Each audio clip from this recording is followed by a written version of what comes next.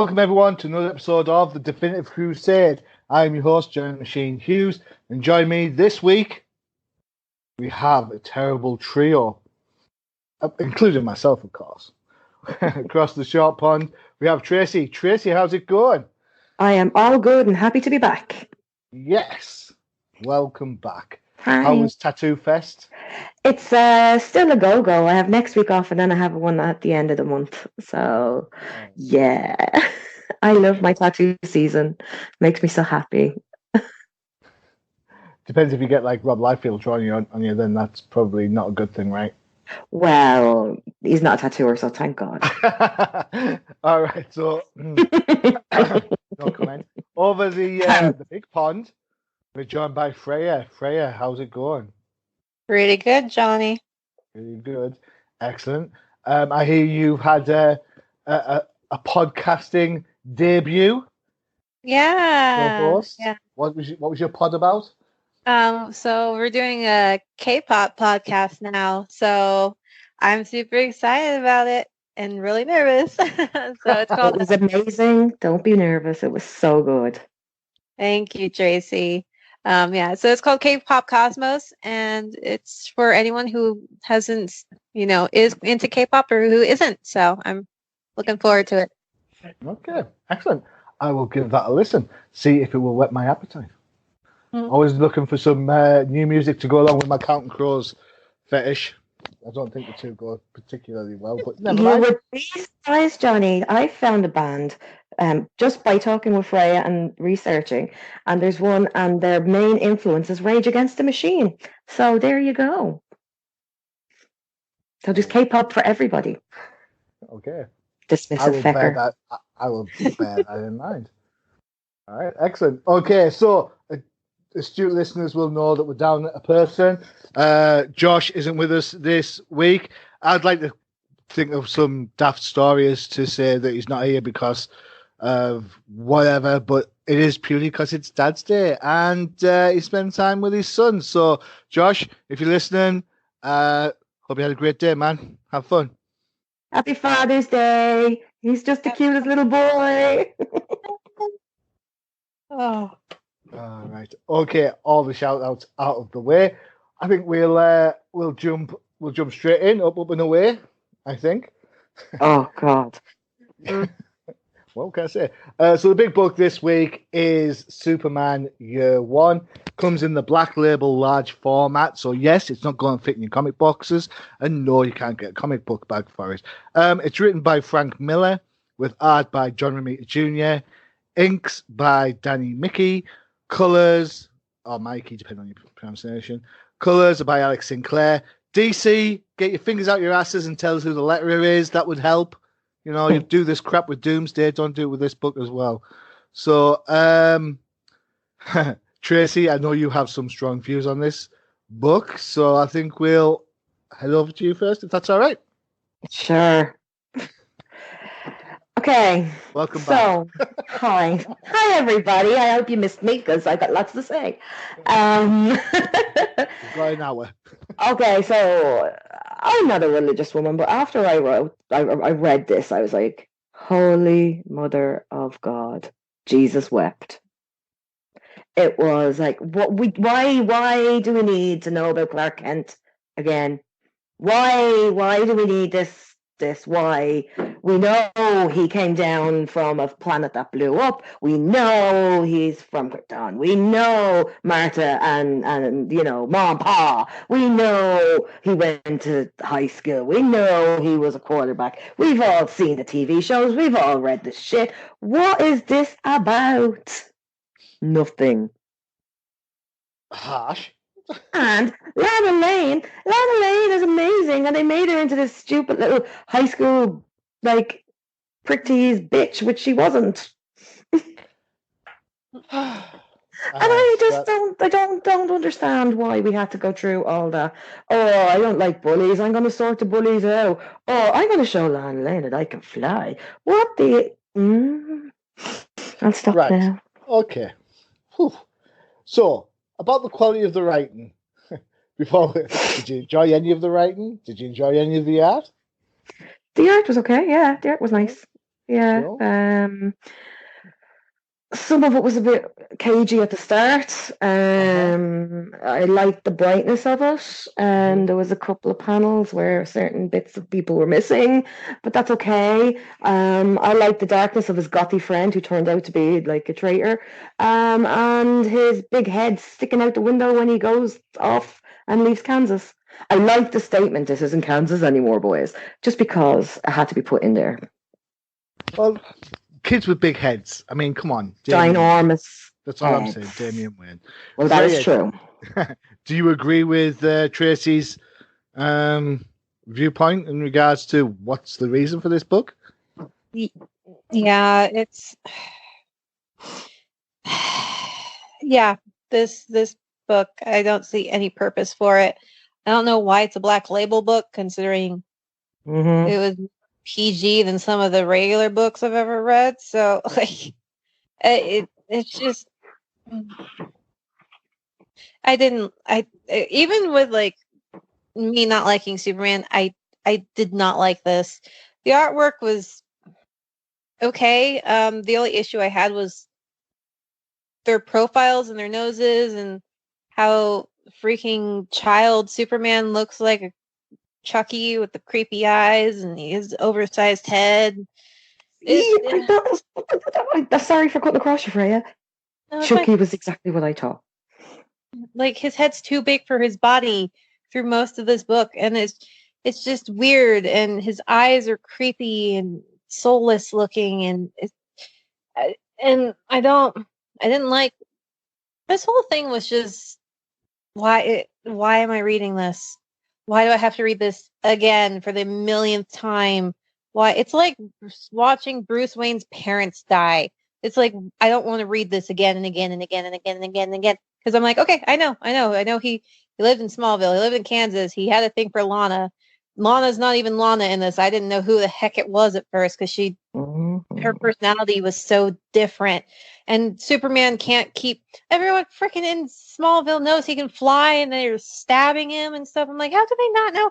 Everyone would know who Superman is. Like, everybody in that town knew he could fly, knew he was indestructible, and they was super strong. Like, and his parents are all chill with it. They're like, yeah, okay, fine. Everyone can know that you can, like, he's off flying to school. He flies around with Lana, and, it's just the whole thing, the plot, it just didn't make sense. And like I said, how would and then all of a sudden the superhero comes around and he's flying around and he's saving people, and he kind of looks like Clark. Yeah, everyone in that freaking town would know it was Clark, and people would sell him out in an instant for some, like, oh yeah, I know who Superman is. It's Clark Kent. He used to fly around our little town all the time. Like, zippy over there. So much money off of that, and it's just the plot points did not make sense. But even the timeline was woeful. Yeah. Well, let's cut the book some slack. A little bit, if I may interject. It's a Black Label book, so continuity and what's gone before doesn't matter, because if you look at Batman Damned, no part of Batman Damned has any relevance of what's gone on before, even when you have the kind of muddier, darker versions of the DC characters. I mean, Zatanna pops up in that book, and if it wasn't for a top hat and a pair of fishnets, you wouldn't know who it was. Mm-hmm. So, saying that they're not the characters that we know, that's the point of Black Label, is it not? To try and take these characters that we've become so familiar with and just recast them a little bit and kind of jar them out of their, I'm not going to say mundanity, but the routine at least. Because you're both right. We know who Lana is. We know who Clark is. Black Label is an opportunity for the guys to play around with that a little bit. Then why didn't they? Well, they did. This is what I'm trying to say. But they didn't. Yes, they did, because you've already mentioned that Lana's not the Lana that you know. Yeah, but that's because of the writing style of how they made Lana. It wasn't to do with the purposely saying, right, we'll change Lana. They just threw a book together and said, yeah, people are going to buy this shit. No. Yeah. Yeah. Well, it's Black Label though. How is it a Black Label? Like besides it's saying it's a Black Label, what about it? You know, I don't know yet. Because It- there's it- one swear word in it that they beeped out as well.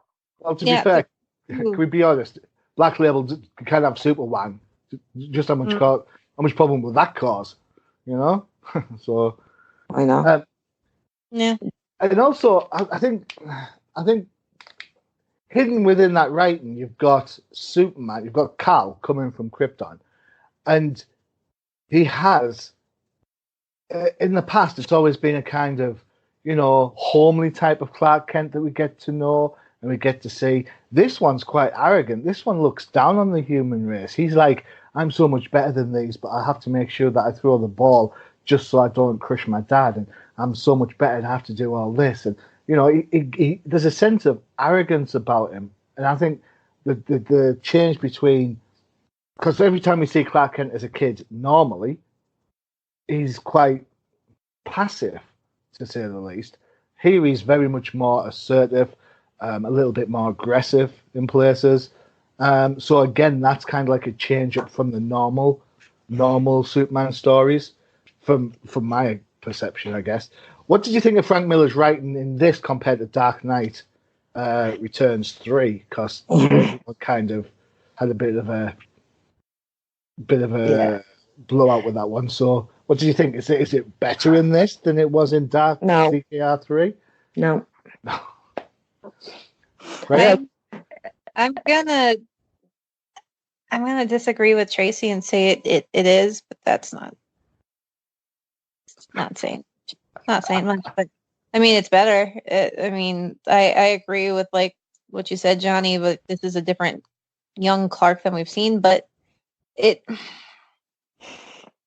seen it in Smallville. I know we've seen it in Smallville, but he was kind of more of a. He wasn't overly cocky like in this one. He wasn't. But I mean, my other point. Sorry to interject again. My other point would be, you've said how many times do you have to see this? How many times do you have to see Superman? How many times do you have to see Clark grow up? I would petition you to think we have seen the same thing from Batman year in, year out. We've had year one, we've had 0 year, we've had Legends of the Dark Knight. We've had lots of different iterations of that night when Bruce's parents got killed. I'm going to step over your party there, Johnny. Nobody complains about that. Everybody complains about that. No. I just did though. So did we. On several podcasts, DC have now decided, right, people are getting sick of Batman books being produced. There's so many Batman heavy books. We've had this conversation so many times. They said, what can we do? What can we do? How can we change this? Hey, let's give them a Superman year one. You know what I mean? That's basically what they've done. You know what I mean? They're using the same thing over and over and over. And instead of it being, let's do another year one for Bruce, let's do one for Clark. And then we'll see, this will get done over and over, and then all of a sudden they'll be, let's do one for Wonder Woman. Let's do one for the Flash. Let's do another Flashpoint. You can see it happening. Freya, I interjected, go for it. I was just saying, I'm sick of seeing Batman, and I said it before, I'm sick of seeing Batman's little origin story, his parents getting shot over, like I'm so desensitized by that. I just don't even care. They kind of did something like that with Wonder Woman a couple years ago, and then with the Justice League Dark, they kind of did like an intro into her childhood again. But like, they need to stop. We all know the little origin stories. I mean, not or if you're gonna do an origin story, do one of the least known. Don't do one of the Trinity. Do like Aquaman or Mara or Plastic Man. Yeah, Batman. Shut up with Batman. He was in a book a couple of weeks ago. Yeah. Or Bizarro or Swamp Thing or something. There's so many characters that if they wanted to do an origin story again, they can, because no one really knows about them that much. Yeah, and that's a show.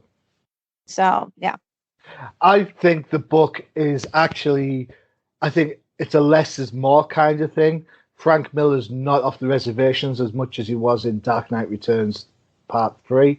I think John Romita's art is a lot less toned down to what we saw back when he was on Superman in New 52. I'm a John Romita fan, so I'm not going to diss the art left, right, or centre. Couple of things that I did kind of want to point out. There's no letter of credit. In fact, there's no inker or colorer credit on this book, at least on the digital version. So I think that's bang out of order. I kind of agree with Tracy's point about what's the point. It was only a couple of years ago they did Superman American Alien, which was like a seven part story, which pretty much covered Superman in Smallville, which was brilliant. It was absolutely fantastic read all the way and through. The writing was really good. It was. And the only other issue I've got with this is it's called Superman Year 1. But to be fair, we get shed loads of years before. It's not just 1 year, is it?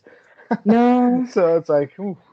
This is intro to Superman, and then his first year out of high school, year 1. There are some changes in there. He's going to the army.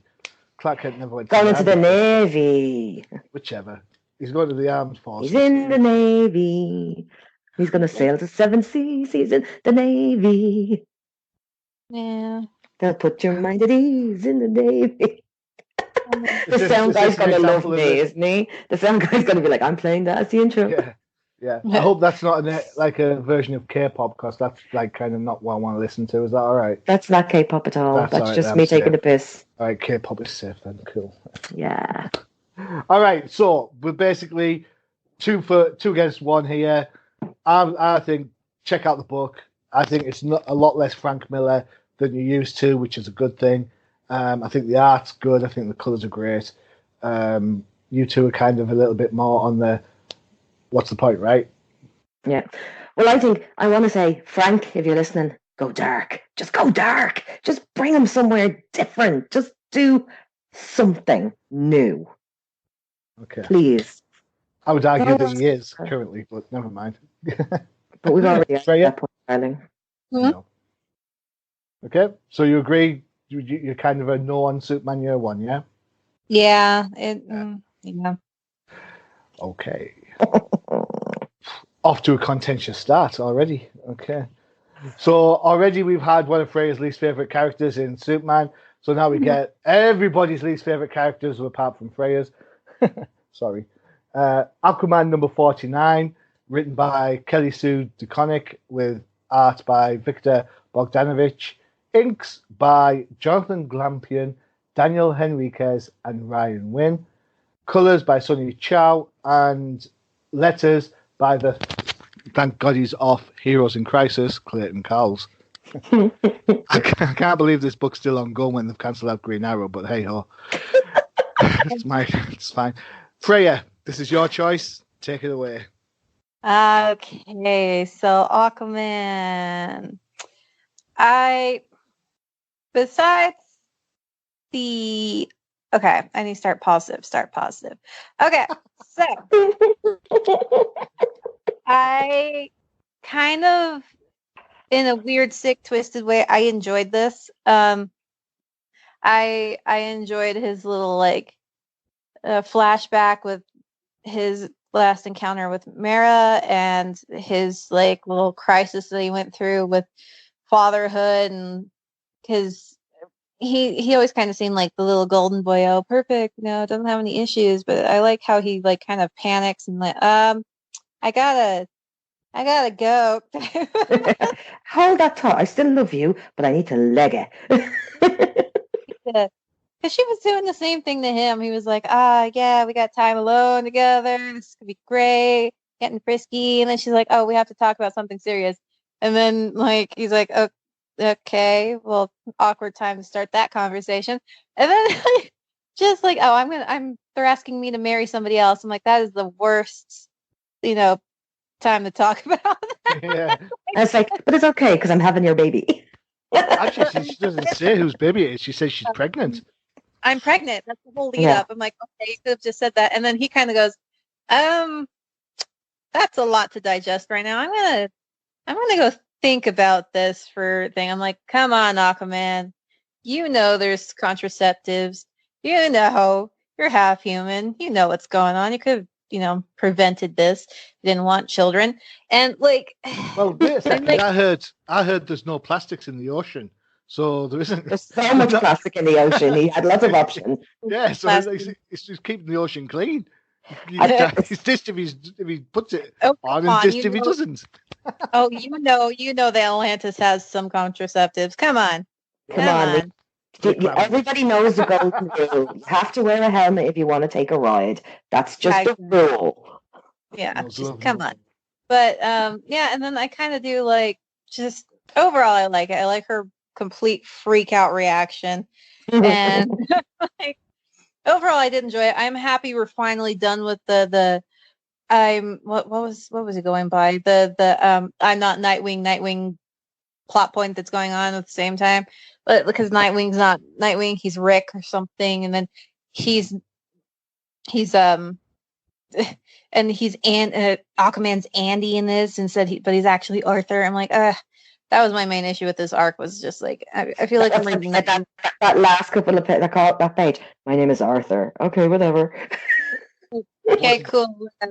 But like, and then they both involve a redhead too. One just actually is all right with going back to the redhead and having a relationship. The other one's being a dick. So like, come on. But also the artwork, everyone looked emaciated, kind of like. It's just, it bothers me when proportions are iffy, and especially the one where he's coming out of the ocean at the end, and like his arms look, I don't know, they look too skinny, too long, and then his like chest and waist area is just, it's too narrow, and for the build that he has, and it's just the whole thing, it's just proportions, and it's just, it bothers me. And I don't know why Mara, I'm going to go back to the conversation, but the type of person she is, I don't know why she's letting people boss her around, telling her she had to get married to stay the queen of Atlantis. Like, it doesn't make sense for her character type, because she's kind of the one that does what she wants type of a personality.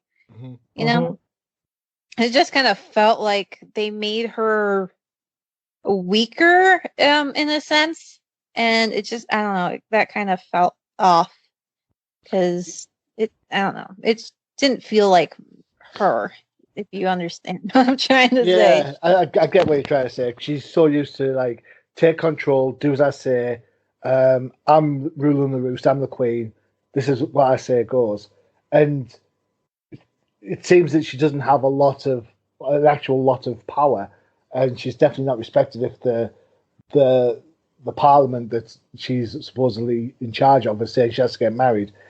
In the book, they mentioned that nobody's ever said to one of the kings that the king had to go and get married. So it's kind of that disassociation. I think it kind of boils down to duty of person versus duty of role. Is it fair? No, it's not fair. But you're absolutely right. I don't think Mara would take it on the chin. I think she'd be proper. She'd tell him to go. Yeah, she'd tell him to stuff himself.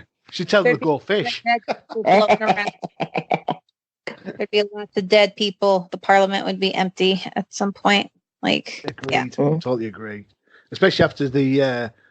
She's kind of. We're going to talk about Justice League in a little bit. So she has a bit of a moment with Hawkgirl, and that doesn't she? Goes, well, I am the queen of Atlantis. And I go, all right, chill your beans. Yeah, that's cool. I have managed armies at war, Yeah. So Tracey, Aquaman, did it make a splash with you? Just a little one. There's a little tipple in the water.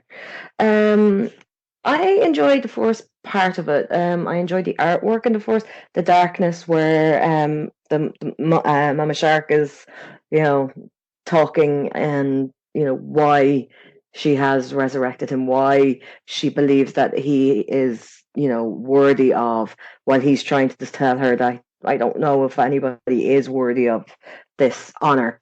And then all of a sudden, he's lying on the bed going, "Hey, baby, let's shag." And it completely threw me off. From something that was going really, really nicely written about, people's struggle and about, how he felt that nobody was better than anybody else. And then he's looking to, have a quick shag with his missus before she goes out to Parliament. It just made no sense for me. I definitely enjoyed Mira's eyes going white and going Rawr! And as Freya said, that last panel where he stands up and it looks like his arms are dripping. That's the only way I could describe it. These dangly arms that are dripping. I like the face on it though. I thought that was really nice. That they done a really nice job in the facial expression.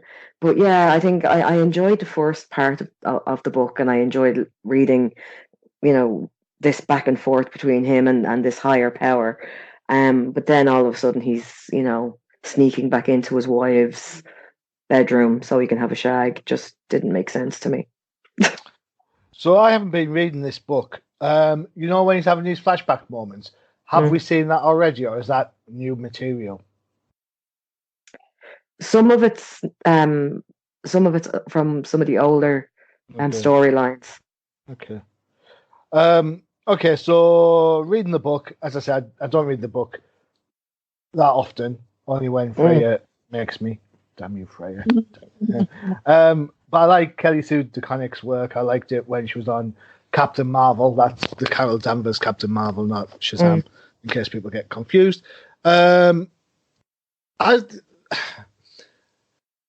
got a bit of a problem with Aquaman. Not major, not powers or anything stuff like that. It just seems to me the stories are always very circular. Now I get that that's comic books in general, so hear me out. But it seems to me that Aquaman is always Arthur's bit on the throne, or somebody else is on the throne, and that's how it works. And it goes round in this kind of like circle where he's king, then he's not king, then he's king, then he's not king,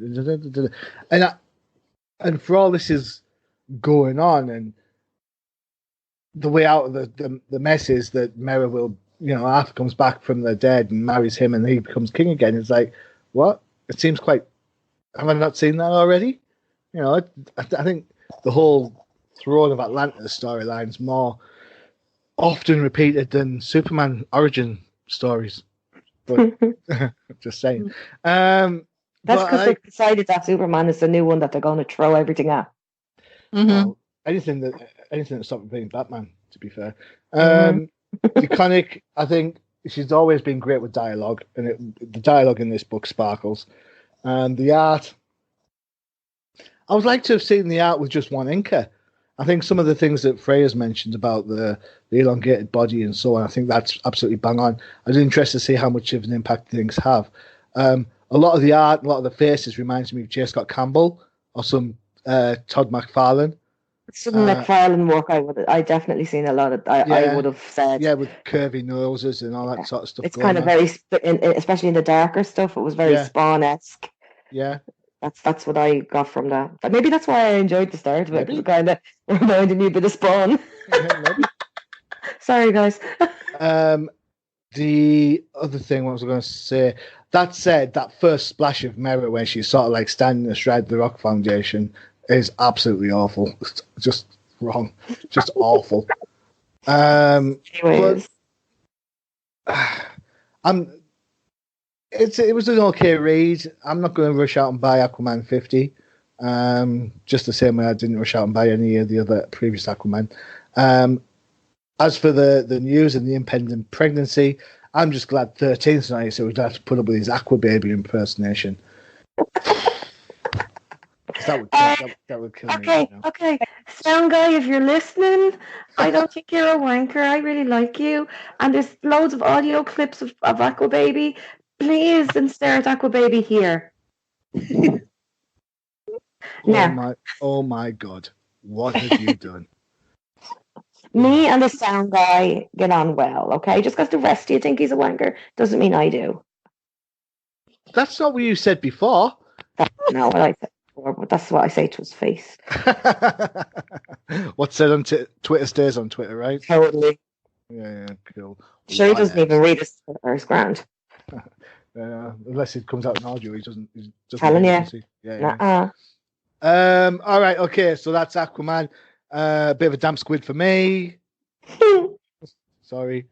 Could do better, maybe. I suppose. I don't know. At least choose Superman Year One. Yeah. Each to their own. Each to their own. All right. Okay. So next up on the Rotunda of comic books, we have Justice League number 26, written by James. I am really doing the Scott Snyder impersonation, Tinian the Fourth, with art by Javier Fernandez, colors by Hi-Fi, and letters by Tom Napolitano. There you go. I got it. Yes. Whew. All right. Tracy. For you, Johnny. That was awesome. Thank you.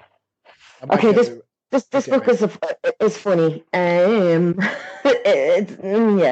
Okay, so the last issue, 25. Lex Luthor has told everybody that they have to be villains, and the world is listening. And the Justice League has decided that they need to get every Justice League together from all the multiverses, because that crazy lady who can blow up universes and worlds will escape if they don't. Perpetua. That's her name. I couldn't remember. So Perpetua is like going to be on the loose. So, that's a bit rubbish. So they go to the hall, and they were like, oh shit, what's happened? We've only been gone a couple of hours. No, you've been gone a couple of weeks. Really? Who would have thought that? It's a bit ridiculous. The only thing that I enjoyed about it, well, it's not the only thing I enjoyed about it, but I love Flash in this. He's hilarious. He's like, don't worry, I've been here before. I've done the multiverse. And he's waving at other, versions of himself and other Flashes. And, and he's like, oh, don't stand close to him, and I thought that was funny. And then the Hawk Girl quandary about Martin Martian, and I just don't understand why she just didn't go up and be like, here son, suck it up and deal with this shit, come back down here, we need you. Colors were good, the lettering was fantastic. I will say that I thought the lettering was really good in this. If you are a diehard fan, you will love this. If you're like me and get brain freeze every time somebody says multiverse, you won't. So I'm just warning you. But there's some really interesting panels when they are looking at all the various different versions of themselves. And there's even a nice bit of Bizarro in it, so that makes me happy. And, he's just in the background, but he's there. Oh my! So is he back now then, or is he? It's just a different version, a different verse. Okay. So they're all there. Every version of our characters from each verse has merged so that they can listen to our version of Superman say, hey guys, we're screwed. I know it was on our planet. I know we let the ball slip. But hey, we need your help, because if we don't fix this, Perpetua's going to come in and just kill us all. And then Perpetua's her son, or is it because he's looking for his brothers? Yeah, they're the children, right? I believe so. Yeah, I get confused.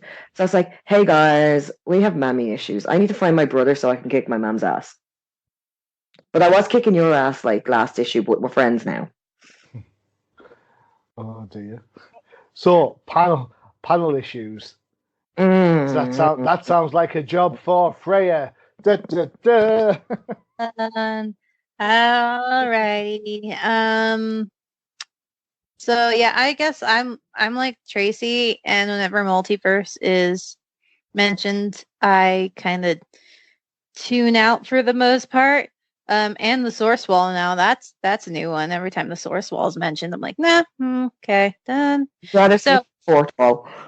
Yeah, See, I do that with Batman Who Laughs. I am not interested in that character in the slightest. But carry on, sorry. So I'm just gonna go with Green Lantern's face changes all the time. I don't know what's up with Barry's face either. His mask just doesn't really cover it, and then it does. And then I was happy to see Captain Carrot. Captain Carrot. Yes, sorry. Yeah. But yeah, John has quite just dad ass. Apparently, him and freaking Flash in that one splash pad with all the other supers. Also, why is Spider-Man there? Because I don't know who that is, and it just looks like Spider-Man to me. And I can't stop staring at him. I do like all the bizarro versions of everyone. I like seeing all the different versions. Just freaking Spider-Man. And then is that a goat with the stars? It's a goat. It's a goat. Okay. So nice to know that there's a goat. But like, and the faces bother me. Wonder Woman's face is just okay. And, okay. And just, I mean, John, the Martian Manhunter, he looks great. What is his name? World Forger or whatever. World Forger. Yeah. I like him. I like when he's showing his brothers. I like that whole page. I don't know. I think it's the use of shadowing and the color. I just love it. Mara's face through the entire thing changes constantly, and it like her nose gets bigger and then smaller, and then her eyes are kind of just it feels like it's a mess, honestly. Like there are some panels that are great, you know, and like Hot Girl when they do a close up of her and of her face, it looks really good. But when she takes the mask off, yeah, well, yeah. So it's just there's good, and then there's bad, and then I don't know why Black Canary and Hawkman are beating the crap out of Blue Beetle, honestly, and it just everything seems chaotic, and the artwork's chaotic, and just, I didn't like them. I can't focus on storyline or anything if the artwork is awful. However, when it is just Martian Manhunter or John Jones, you know, doing his thing, the artwork's great. Like, I like the shadowing. I even like his new head, I guess. His new head. It has like these rib things. It's ribbed. It's interesting. I like. Is that for her pleasure? Well, you know they are having a baby too. Yeah. You've seen how they've had sex. It's creepy. Yeah. It's a little bit weird. Yeah, I like but all the other parts when it's not Martian Manhunter, the artwork's just it's all over the place. Like, and it's kind of frustrating. And yeah, I did not enjoy this. I couldn't keep up with the multiverse. No, source wall. Bad artwork distracts me every time. Well, I wouldn't say it's bad. Just not my type of style of artwork is distracting. I just couldn't deal with this book. I'm sorry. It's so chaotic. It's so chaotic. I couldn't focus. To a lot of, I agree with you. A lot of the points there, Freya. Absolutely bang on. I agree. The source wall multiverse stuff has just been going on too long now, and it's like, I am kind of bored with it. It needs to move on. A couple of things that I've kind of noticed. I didn't notice Spider-Man until you mentioned him, so thanks for that. I'm not going to be able to get past that now. No, do what I can. Yeah. Just look for the goat. I saw the goat as well. There's a picture of Batman Beyond in there. Now, I was under the impression that Batman Beyond is actually our universe just in the future. Mm-hmm. So that's not part of the multiverse, is it? Because that's the future of our universe, not a multiverse. It's not a separate universe. It's this one, just later. Don't understand why they're there. I like the bit with World Forger, and he's looking at the holograms as well. That's a really great panel. To show you, to give an idea how inconsistent the art can be in this book, there's a panel, and it's where, I think it's around page 11 or 12, Hawkgirl and Mera are walking like towards us from the camera angle, and Hawkgirl looks great. The shadows are perfect. There's like cross hatching on there to give it some illusion of depth and everything. She looks great. And then you look at Mera, and it's like, what? It's like, how's the, it's how is it the same artist that's done it? I don't know. And then as the book progresses, Mera's face changes, John's face changes. I don't know. It's just, I think it's trying to be too clever for its own good at times. Yeah. You mentioned Spider-Man. I was looking through this book the first time, and where you've got the Metal Men. Mm-hmm. I was like, what was Joe Caster doing in here? It took me ages to work out. It's like, oh yeah, it's Platinum, not Joe Caster. Oh no, such a moron. And I don't understand why this book's called Justice League when all the superheroes are in it. What's the point of having a league or a team of heroes if it just encapsulates all the DC universe anyway? Green Arrow's here. Last time I saw Green Arrow, he was shouting and ranting at John, saying he didn't trust him, he wasn't part of it all, and there he is. Right as rain, slap bang in the middle of it all.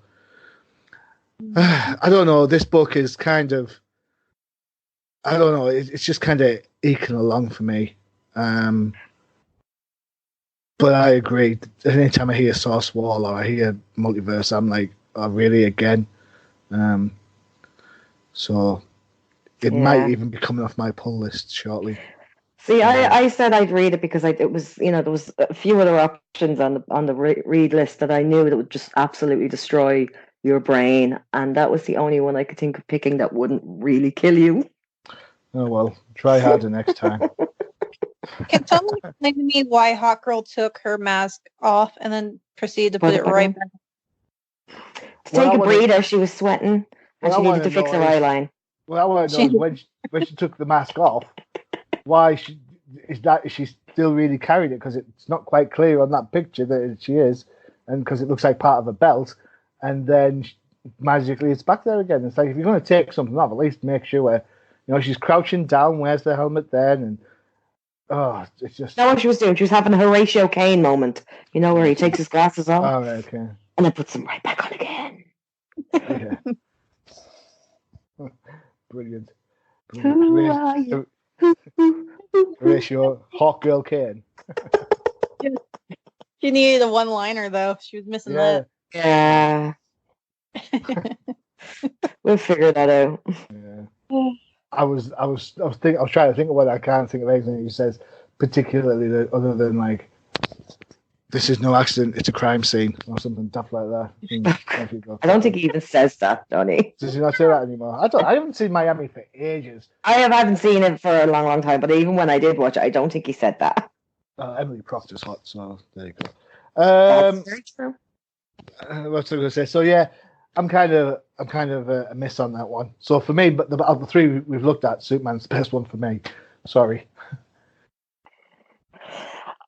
Well, I would give a shout out for something different. American Carnage.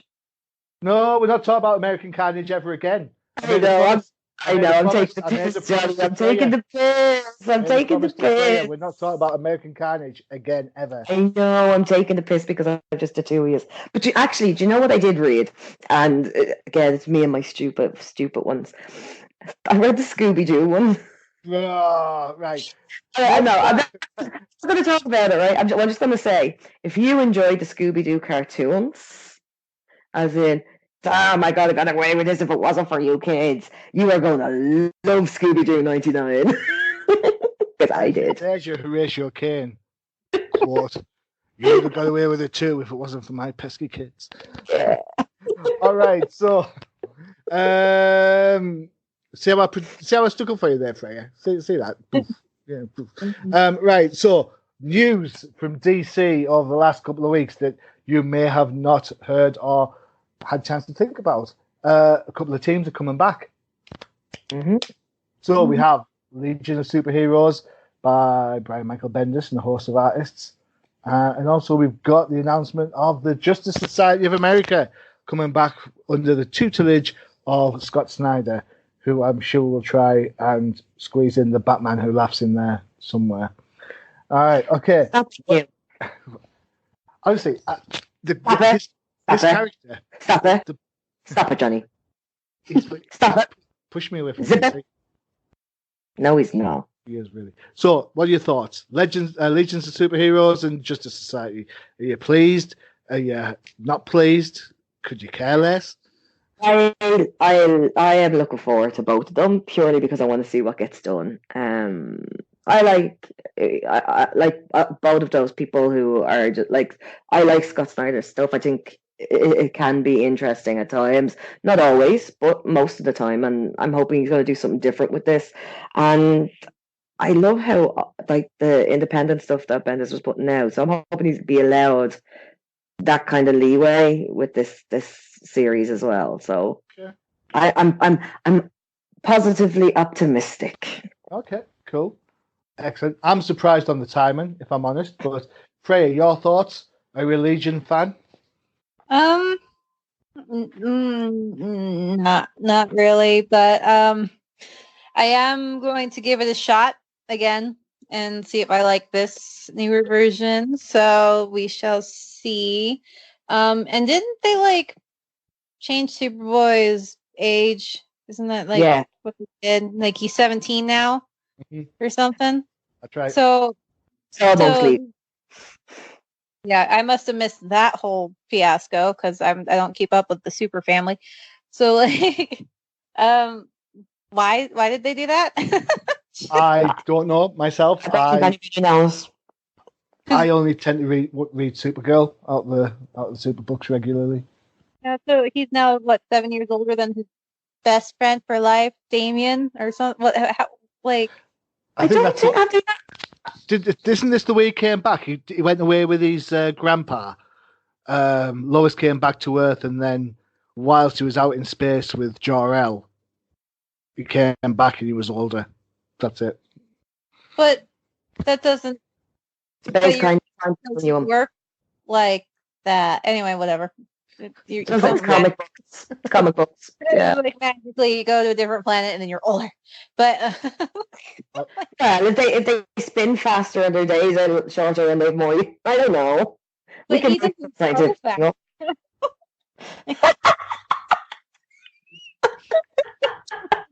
Do you know what it is? It's aesthetically, people wanted a teenager, but they wanted an older teenager that was going to be like almost at manhood. I think that's what they want. Aesthetically, they find it more appropriate to add like awkward makeout scenes or something, probably romance, because no one wants to watch a 13-year-old have a romance in a comic. No, exactly. Yeah. Okay. I'll give it a shot. But yeah, I'm not a big Legions fan. So. What about Justice Society? Yeah. I am excited for the Justice Society, and I am hoping they don't do something weird. So I'm looking forward to Justice Society. I'm hoping to do something weird. I mean, just do something new. Yeah. Everybody out there listening, please, all of you writers, come up with a brand new idea that we've not read before. Anything, we'll take it.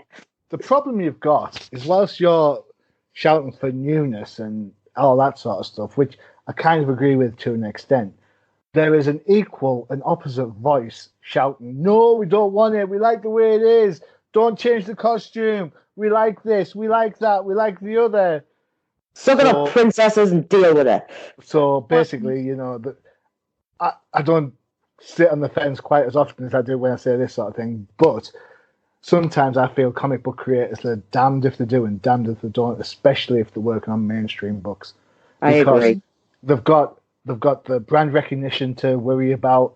You've got the fans who will crucify you if you change one minute detail, and then you've got fans who crucify you because you haven't changed anything, and you kind of, it's, to be fair, it's kind of a bit much of a muchness. Well, it's a thankless job, really, isn't it? Yeah. If you think of it from that point of view, and I mean, we sit here and we say all this, we say this and the other and stuff like that, but at least we're going out and buying the books. So, true.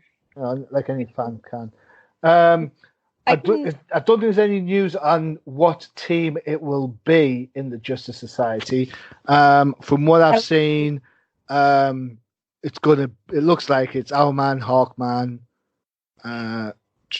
Wildcat, Flash, Green Lantern. Why Green Lantern and Flash? Like, could they not stick other people in there instead? Well, because they're the original Justice Society members. This is the Jay Garrick and Alan Scott. So yeah, I know, but it's a new book. So they tried that with Earth 2 and everyone hated it. True. They said Earth 2 sucked so bad they had to turn it into a Superman Batman story. True. So and it's a shame because I liked Earth 2 because James Robinson I thought it's a decent writer, but yeah, the writing, but like I don't know. I think you're right, Johnny. They're damned if they do and they're damned if they don't. Justice Society will make their full appearance in Justice League number 31 out in September. So then we'll know who the teams are. Right. I'm just hoping that Power Girl's there. Me too. And Stargirl and Shazam, because I just want that awkward relationship again where everyone thinks he's slightly pedophile, but he's actually the same age as her. Oh my God, he's slightly a pedophile, but he's not really. Oh my God. I would for that. Yeah, I would like to see some Power Girl back. Especially, did you notice on Superman Leviathan #1, the special that came out before the Event Leviathan book, she's actually on the cover. Mm-hmm. And she's not even in DC continuity right now, never mind in the book. All right. Okay. Serious talk now. Serious game faces on. This news might appeal or not appeal to one person of our trio and might not affect any of the others too much. There is the rumor going around that DC are going to close the imprint Vertigo. This makes me so fucking mad. Tracy mad. Tracy smash. Tracy smash everything. Right, Tracy, I know your thoughts before we jump into yours because you're like the Vertigo fan out of the group. Freya, your thoughts? Honestly, I don't think it should be canceled. Vertigo, I mean, it is kind of a niche, whatever. I can't talk.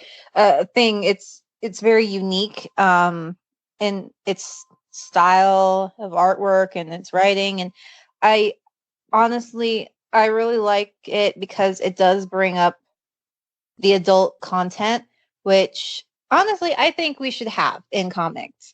Because a lot of people look down on comics because they're like, oh, it's just for kids or teenagers. But when you're our age, older fans of comics and stuff, and you kind of just want just that adult book every now and then, or just all the time. Because I find myself reading comics and I'm like, yeah, I like the storyline, but it just feels kind of juvenile, and I want something more mature. And I kind of, and so I do like Vertigo. I also enjoy that they're going to swear. They're just swearing. I'm sick of the symbol swearing, and I just like, they're gonna cuss, just cuss, and it feels like the Vertigo comics, they have more liberty, creative. They can be more creative with their stories because they don't really have the restrictions I feel that most do. Mm-hmm. So if I would be very upset if they are canceling or just shutting down Vertigo Comics, because I think it would be a shame. I think it's just something that needs to be in existence just for like the older fans and whatnot. Okay. And for people like Tracy. Preach, sister, preach.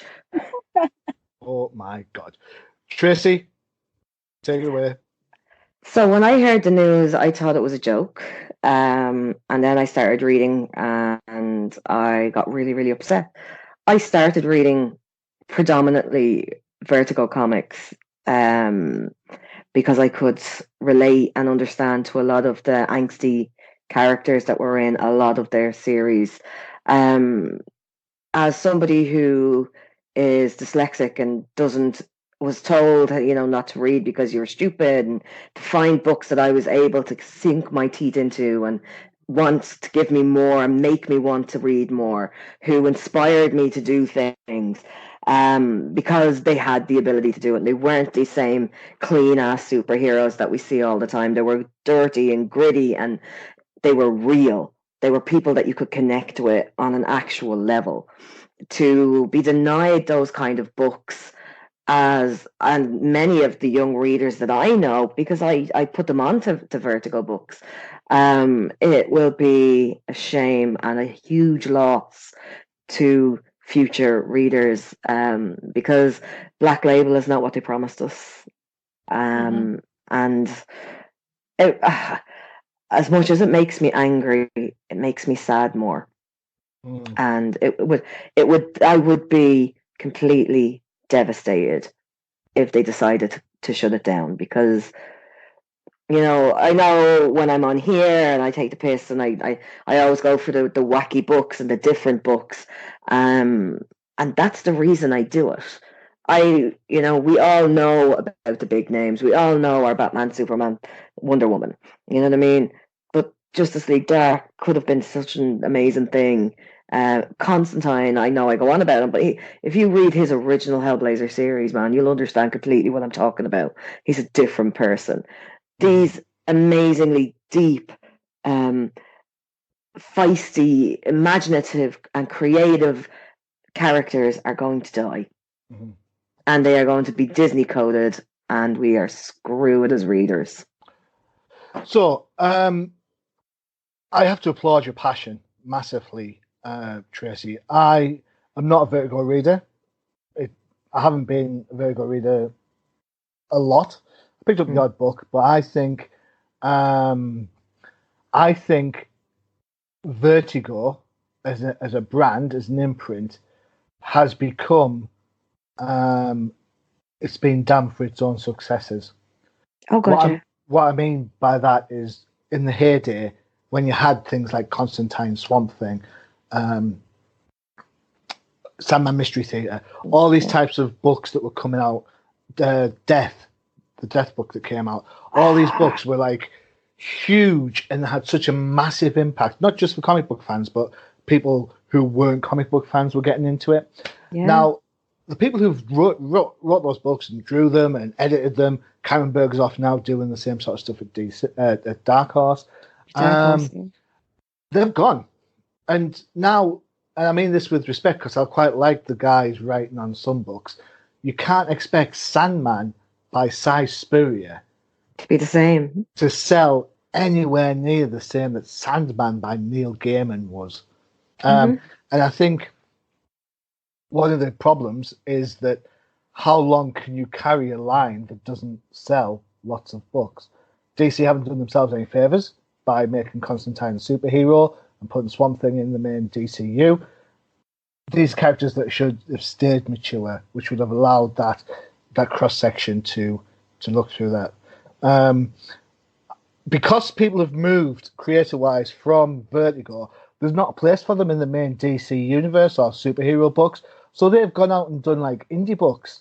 Yeah. So you've got people now, instead of having Vertigo books, you've got Image books or Boom or IDW. Yeah. Completely agree with you. I think the marketplace for that type of book is so much bigger, and Vertigo needs its main stars for it to shine. And I don't think that's happening right now. But that's DC's fault. It's also the comic book buyer's fault, isn't it? Because if, to an extent, and I know you don't want to buy bad product just for the sake of keeping it in print. Exactly. But if the books, if you're not buying the book, if you're not buying the book, it's like a vicious circle. The book sucks, so I'm not buying them. All right, we're going to cancel them. Oh, now I'm upset because the book's getting cancelled. Well, buy it. I can't buy it because the book sucks. You're like, yeah, it is a vicious circle, but it's about the availability of expression, I think. Yeah. Like we've said before, no matter who you're going to put on a Swamp Thing book or a Constantine book or a Justice League book, if they're not given the same freedoms as the people, and I'm talking image-wise now, that the original book was given. So if they're going to be put under a lot of restrictions, which they are, and this is why these books are failing. DC are trying to compartmentalize the way that these books are written so that they can still be produced as DC. That's why they brought Black Label. That's what they were trying to do. They were trying to make a crossover and to stop the gritty, dark, hardcore writing that was being done and the imagery. It's not the writers and it's not the artist's fault when they're told, oh yeah, you can do this to 7, but don't go to 10. Yeah, I get what you're saying. Because if they went to 10, the books would be great. And people they'll never, but obviously Sandman by Niall Gaiman is never going to have somebody else writing it and get sold more, but it might style just nearly as much. It's not, if the character is written right, if the characters are taken and loved the way DC are trying to love their main characters, and they allowed the writers the freedom to make these people, these characters, the way they should be, it wouldn't be a problem. Freyja, you agree? Yeah, and I was kind of gonna touch on something that you guys both said. Like the Black Label, going along with Vertigo, the Black Label from DC it's not really what they promise, because it's supposed to be more mature and adult, but. And I'm going to bring Bat Penis back in because why not? So, because that book, I greatly enjoyed it. Not just for, Bat Penis, but like, but that was a big part. it felt more mature. It was more dark. It was gritty. It was a different, it was, in my opinion, the closer to Batman than I've seen in a long, long time. Like, how he's psychologically broken, and Alfred's not there, and he's alone, and Gotham is a dirty place, and it's run down, and they're and it's just I really liked the first issue, but then they started to backpedal, and then they censored the book, and I was like, well, it's a mature book, why are you censoring content? And then they had to go through another censoring just all of the rest of the books in that series, and I'm actually very disappointed because it's not what it was going to be. They have now put restrictions on the writers and the artists for this book because people can't handle mature content, or they believe that people can't handle mature content because of whatever reason, people like freaking out because Batman's junk, but it's if you put low expectations on people, like they're going to act the way. So if you're going to treat someone like a child, they're going to react like a child, even if they're a full-grown adult. If and I think that they should have stuck to their guns and been like, well, this is a mature series and it's going to stay mature. And that's also why I'm kind of sad about Vertigo, because like you said, Tracy, they are limiting what they can do. And when you don't have the freedom to express your characters or your storylines the way you want, people can sense that in the books. They really can. And like you said, when you put restrictions on it, realistically, what writer is going to go, oh my God, I'm going to take on Constantine? Because they're not going to want to. Because they're not going to be allowed to do it. They'll be like, if I do it, it'll be only half-assed because I can't have him having sex with some woman in a van that he just met because he was a hitchhiker. Yeah. You know what I mean? But he did that in his original series. You know what I mean? It's these restrictions, this PC-ness that's happening, and censorship, and this is a whole other podcast that we might do on I think maybe our next this month's definitive, or this month's dynamic convergence might be on censorship. I agree. I think we should have that conversation then. Just my last thought then, just to sort of kind of close this out a little bit. Whilst you guys were making some fantastic points, I've done a little bit of research. Fast Fingers Hughes, that's what they call me. Your missus called you? Well, she calls me other names. The highest ranked book shipping from Diamond, that's a Vertigo book, is issue 9 of The Dreaming. Yeah. Guess where it placed? I'd say 15. Okay. Really? You think that's the 15th highest selling book? I'm just trying to be in between. All right, okay. Freya, take a guess. I have no idea. I'm not even gonna guess because I have no idea. So it's around the same as Rick and Morty, The Terrifics, Unbeatable Serial Girl, True Believers, Silver Surfer, Red Sonja number 4. Tracey was kind of close. There's a 15 in it, but it's 153rd. Makes me so sad. And it's sold, or it's been pre-ordered, or however Diamond count it, at 13,749 issues. Or copies. This makes me so sad. That had such. You all knew how excited I was for that.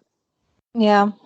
Such potential. All this, the new Sandman stuff. It's such. Look, I'm not even going to start because I've got people downstairs waiting for me, and I need to go and talk to them and not actually be giving out about comic books. All right. Because they'll ask me, how was your pod? Due to Tracey's hectic social life. Sorry, guys. I think we'll call it a night there. So thanks, Freya. Great points made. Thanks, Tracey.